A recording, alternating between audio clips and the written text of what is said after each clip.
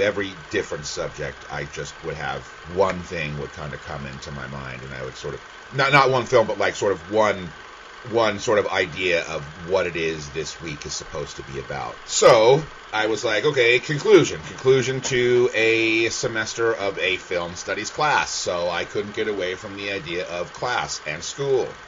My main alternative was the Allan Arkush classic Rock and Roll High School from 1979, right, starring P.J. Souls and the actual Ramones and a bunch of other people, Clint Howard's in it and stuff. In my mind, I'm like, okay, even if they've enjoyed the class and they've learned something and they've liked the movies, like, you know, any student is going to celebrate the end of the semester, right? And like, symbolically, what's better than blowing up the school?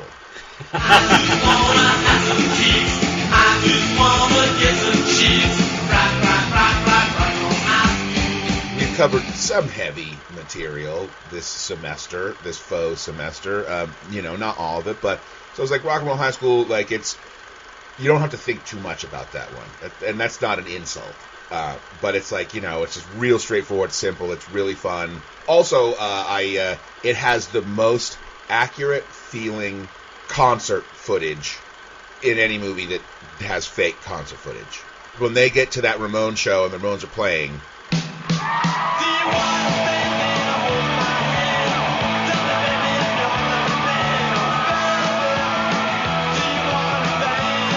I don't know. I want to read Allan Arkush wrote a book about that. I want to read, but I know it's a movie. I know that the audience is full of actors. You know what I mean?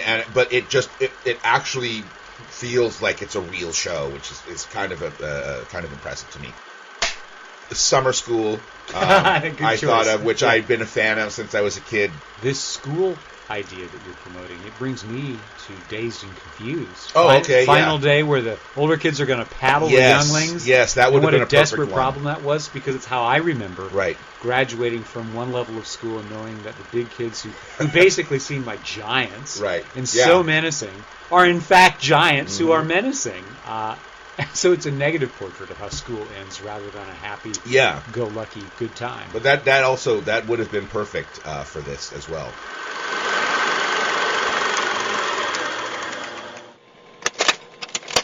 For me, the birth year pick is Woody Allen's 1973 comedy, as all of them are, Sleeper.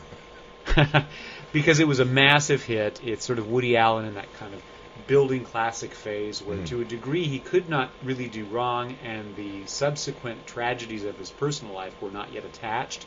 We could just blindly and devotedly enjoy his kind of humor. When I do my Under the Tent Pole program, the movie here is Birdman, or The Unexpected Virtue of Ignorance.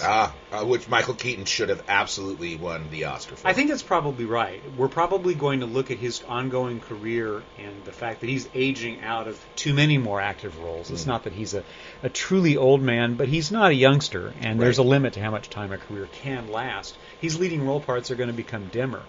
I really admired that movie for the obvious technical excellence of its concept, a single-take movie. There are only a handful of them in existence, and it's really well executed to not show the seams, and to really feel like you're captivated in a claustrophobic environment of watching a man unwind and lose his friggin' mind. I found all that quite fascinating, and then all the in-jokes about show business, about stage in particular, in The Great White Way, but then how all of that relates to the mania of personalities that get drawn into that particular fire. Edward Norton is really funny in it, and Keaton is great in it. And then all of the people who are around that, the critics and the people who run the bars and do the restaurants, and it all just builds from there. So I have liked sharing that with people on other occasions, while I have also seen it all on my own. It's simply better with a crowd. Because you kind of get the catcall of people. Ooh, it's cringy here. And, oh, that's so satisfying. And it depends on being able to celebrate something in a group of people. And, of course, that is the importance of movies. Yes. I'm reminded of that because recently I had an experience where I expected a crowd of people to come with me for the ride. And they didn't. So I had the cricket show instead. That's the story of my life. It made me so sad. Yeah, I know. Because I left thinking that I had a whole plan.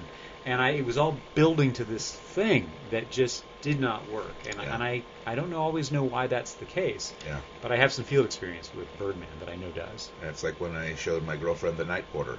I had convinced myself, no, she's going to love this.